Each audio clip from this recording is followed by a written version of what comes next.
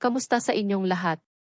Ngayon, titingnan natin ang ilang mga sipi mula sa Biblia. Sige, simulan na natin.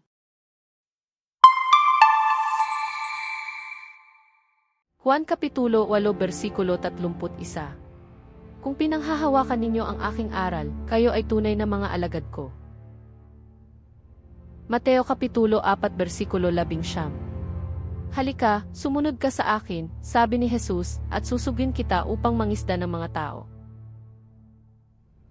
Lucas Kapitulo 9 versikulo 23. Ang sino mang gustong maging alagad ko, ay dapat tanggihan ang kanyang sarili, at pasanin ang kanyang krus araw-araw at sumunod sa akin.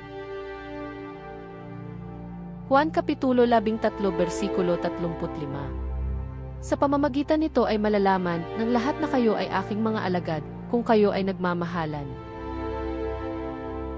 Mateo Kapitulo 28 versikulo 11. Kaya't humayo kayo at gawin ninyong mga alagad, ang lahat ng mga bansa, na sila iinyong bautismuhan sa pangalan ng Ama, at ng Anak at ng Espiritu Santo.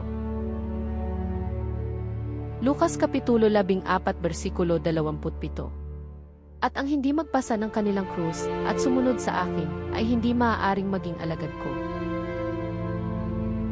Juan Kapitulo 15 versikulo 8. Ito ay sa ikaluluwalhati ng aking Ama, na kayo'y magbunga ng marami, na ipinakikita ang inyong sarili na mga alagad ko. Marcos Kapitulo 8 versikulo 34. Ang sino mang gustong maging alagad ko, ay dapat tanggihan ang kanyang sarili, at pasanin ang kanyang krus at sumunod sa akin.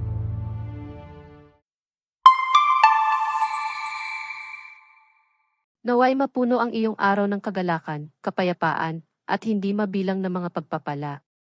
Manatiling positibo at yakapin ang kabutihan sa paligid mo. Salamat sa panunood.